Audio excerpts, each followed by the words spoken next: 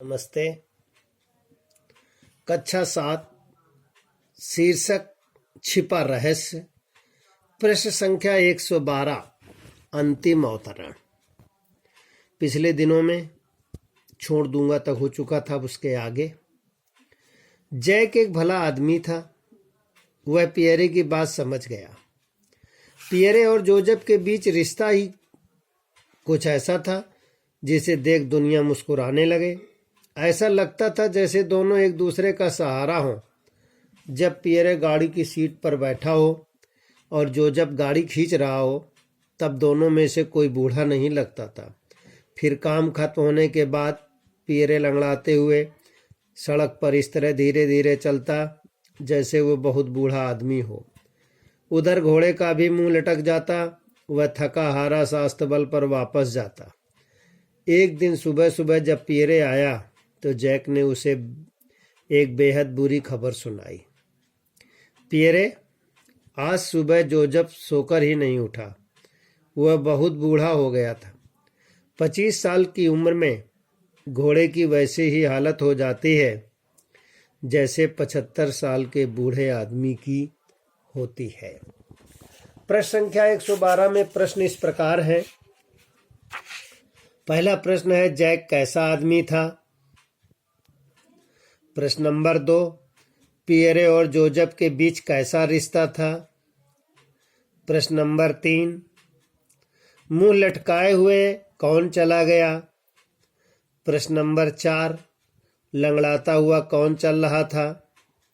प्रश्न नंबर 5, 25 साल की अवस्था की घोड़े की तुलना कितने वर्ष के बूढ़े आदमी से की गई है? विद्यार्थी प्रश्नोत्तर लिखेंगे। प्रश्न संख्या 113, हाँ, पियरे ने धीरे से कहा, अब जोजफ को कभी नहीं देख पाऊंगा। नहीं, तुम उसे देख सकते हो, जैक ने दिलासा देते हुए कहा। वह अभी अस्तबल में है और उसके चेहरे पर बड़ी शांति है। तुम जाकर उसे देख तो लो। पियरे घर लौटने के लिए वापस मुड़ा। तुम समझोगे नहीं जैक। जैक ने उसका कंधा थपथपाया।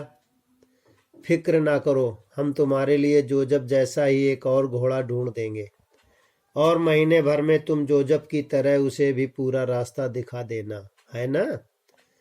पियरे बरसों से एक मोटी टोपी पहनता था। टोपी के हुड से उसकी आंखें लगभग ढक जाती थी। उसे उन आंखों में एक निर्जीव भाव दिखाई दिया।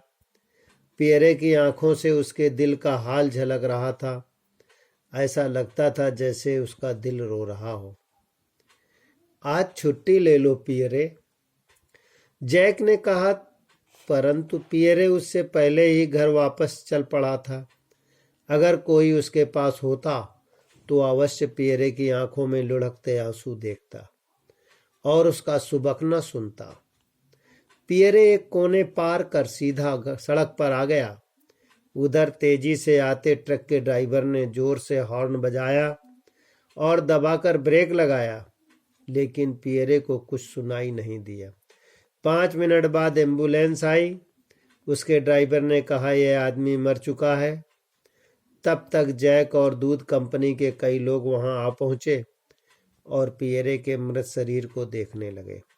ट्रक ड्राइवर ने गुस्से में कहा, यह आदमी खुद ब खुद ट्रक के सामने आ गया।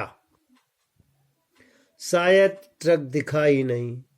वह ट्रक के सामने इस तरह आया जैसे कुछ दिखाई ही नहीं दे रहा हो, जैसे वह अंधा हो। प्रश्न संख्या 113 में 3 पैराग्राफ हैं। उस पर प्रश्नोत्तर इस प्रकार बनेंगे। पियरे ने धीरे से क्या कहा? दूसरा प्रश्न है, किसने पियरे का कंधा थपथपाया और क्या कहा? प्रश्न नंबर 3 है, पियरो के प्रारंभिक जीवन में उसकी टोपी का वर्णन किस प्रकार किया गया? प्रश्न नंबर 4 है कि पियरे की आंखों में लुढ़कते आंसू कौन देखता? प्रश्न नंबर 5, पियरे की मृत्यु किस प्रकार हुई? प्रश्न नंबर 6, ट्रक ड्राइवर ने पियरे के बारे में क्या कहा? विद्यार्थी प्रश्नोत्तर लिखेंगे और याद भी करेंगे।